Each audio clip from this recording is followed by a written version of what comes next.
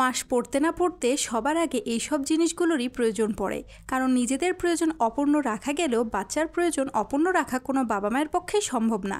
আমার বাচ্চার মাসিক কিছু প্রয়োজনীয় জিনিস নিয়েই থাকছে আজকের ব্লগ। আসসালামু আলাইকুম, কেমন আছেন সবাই? আশা করছি সবাই অনেক ভালো আছেন। আলহামদুলিল্লাহ, আমরাও বেশ ভালো আছি। আজকে অন্যরকম একটা ভিডিও নিয়ে আপনাদের সামনে হাজির হয়েছি। আজকে আমি যেসব জিনিসগুলো দেখাবো সেগুলো আমার বাচ্চার মান্থলি প্রয়োজনীয় জিনিসপত্র।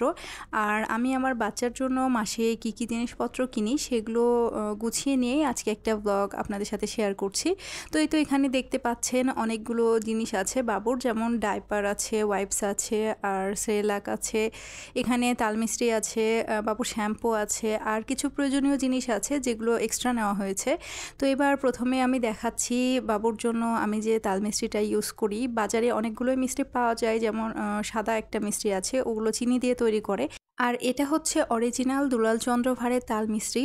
এটা ইন্ডিয়া থেকে নিয়ে আসা হয়। আমি যে দোকান থেকে নিই ওনারা অরিজিনালটাই আমাকে দেয়। আর এই তো এখানে আমার হাজব্যান্ড সেরেলাক অর্ডার করেছিল বাবুর জন্য। আমরা একটা পেজ থেকে বাবুর জন্য এই সেরেলাকটা, হোমমেড সেরেলাকটা অর্ডার করি। ওখান থেকেই বাবু যখন থেকে খাওয়া শুরু করেছে আমি ওই পেজেরই সেরেলাক ওকে খাওয়াই। আলহামদুলিল্লাহ, সেরেলাকটা অনেকই ভালো। আর এখন বাবু যেহেতু 10 মাসের হয়ে গেছে, ওকে 6 মাস থেকে এখন পর্যন্ত সেরেলাকের স্টেজ 1টাই খাওয়ানো হচ্ছে। আর 10 মাস পার হয়ে গেলে তারপরে আমি স্টেজ 2টা ইউজ করব। তো এখানে এটাই মনে হয় লাস্ট প্যাকেট হবে বাবুর। আর এইখানে হাফ কেজি আছে। এই সেরেলাকটা বাবুর 1 মাস চলে যায়, কারণ আমি পাশাপাশি অন্য খাবারও দেই। তো এই তো এখানে বাবুর জন্য একটা ফিডার নেওয়া হয়েছে।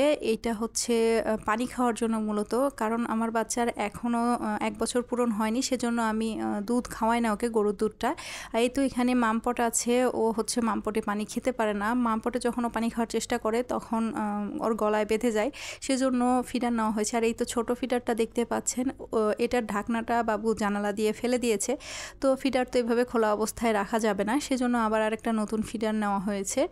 আর এই তো এখানে বাবুর জন্য শ্যাম্পু নেওয়া হয়েছে। এটা হচ্ছে কোডোমো ব্র্যান্ডের শ্যাম্পু। আমি বাবুকে তেল, সাবান, শ্যাম্পু, পাউডার, লোশন যত কিছুই আছে সব কিছু কোডোমো ব্র্যান্ডেরই ইউজ করে আসছি ছোটোবেলা থেকেই। তো এই জন্য একটা শেষ হয়ে গেছিলো, এই জন্য আবার আর একটা নেওয়া হয়েছে। আর এই তো এখানে হচ্ছে বাবুর জন্য ওয়াইপস নেওয়া হয়েছে। এইটা 1 মাস বা 1 মাসের একটু বেশিও যেতে পারে। এটা হচ্ছে হ্যাপি ন্যাপি।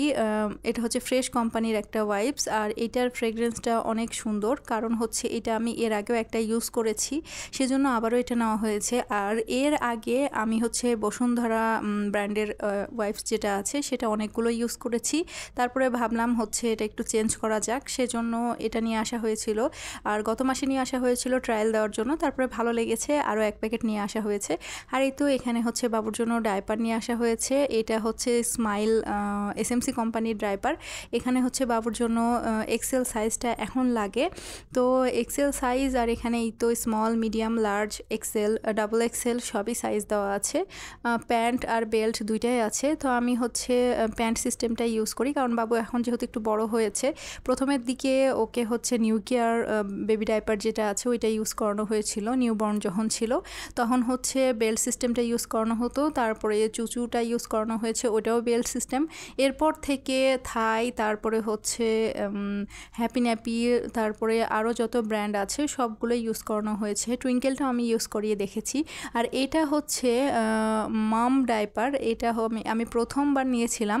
তো এটা হচ্ছে এটার মধ্যে পিস ছিল 30 পিসের ডাইপার। এটাও এক্সেল, কিন্তু এটার একটা সমস্যা আমার কাছে মনে হয়েছে, সেটা হচ্ছে একটু বেশি মোটা। আর এখন যেহেতু প্রচণ্ড গরম পড়ছে এই জন্য মোটা ডাইপার আমি পরাতে চাচ্ছি না। এই কারণে স্মাইল ডাইপারটা নেওয়া। কারণ হচ্ছে আমি যদি মোটা ডাইপারই পরাতাম তাহলে আমি শীতের মধ্যে অ্যাভনি ইউজ করেছি, আমি অ্যাভনিটা পরাতে পারতাম। অ্যাভনিটা আমার কাছে বেস্ট লেগেছে, কিন্তু অ্যাভনিটা এই কারণেই বাদ দিলাম গরম পড়ার পরে, কারণ ওইটা একটু বেশি মোটা। শোষণ ক্ষমতা ভালো হলেও ওটা মোটা। আর ওইটা আমি আবারও ইনশাল্লাহ শীতের মধ্যে ইউজ করব। তো এখন এই জন্য পাতলা ডাইপার খুঁজছিলাম। তো স্মাইলটা মোটামুটি তুলনামূলক পাতলা লাগছে আমার কাছে, সেজন্য আমি এটা নিয়ে এসেছি। মাঝখানে কমফোর্ট ডাইপারটাও ইউজ করা হয়েছে, কমফোর্টটাও পাতলা ছিল, কিন্তু ওটার বাহিরের আবরণটা আমার কাছে ভালো লাগেনি, তো সেই জন্য আবার চেঞ্জ করা হলো। তো যাই হোক, এইটা ইউজ করতে থাকি, গরমটা চলে গেলে আবারও অ্যাভনিটা ইউজ করব। তো এই তো বাবুর এই ডাইপার কিছুটা আছে, ওইটা শেষ হলে আবার এটা শুরু করব। আর এই তো একটা নেওয়া হয়েছে মশারি। বাবুর জন্য মশারি অ্যাডজাস্ট করা যে বেডগুলো ছিল ওইগুলো ছোটোবেলা থেকে বাবু 3টা ইউজ করেছে, আর এখন যেহেতু বড় হয়ে গেছে 10 মাস হচ্ছে বয়স, তো এই কারণে ওই বেডগুলো আর ওর হচ্ছে না, মানে মশারিগুলো ওর আর হচ্ছে না, বাবু বড় হয়ে গেছে। তো সেজন্য বেড ছাড়া সিঙ্গেল মশারি একটা প্রয়োজন ছিল, কারণ হচ্ছে মশা কখন এসে কামড় দিয়ে দেয়, আর ছোট বাচ্চাকে কামড় দিলে গোটা গোটা হয়ে লাল হয়ে যায়, এটা খুবই খারাপ লাগে আর বাচ্চাও কষ্ট পায়। সেই কারণে আমি দিনের বেলা দেওয়ার জন্য এই মশারিটা কিনেছি। এটা হচ্ছে ফোল্ডিং করা যায় 2 দিকে, আর অনেকটাই বড় একটা মশারি।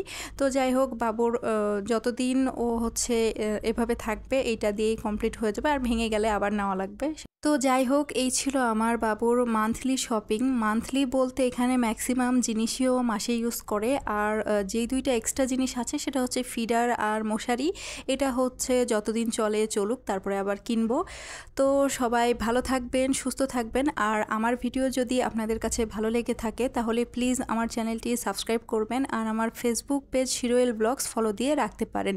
দেখা হবে নেক্সট ভিডিওতে। আল্লাহ হাফেজ।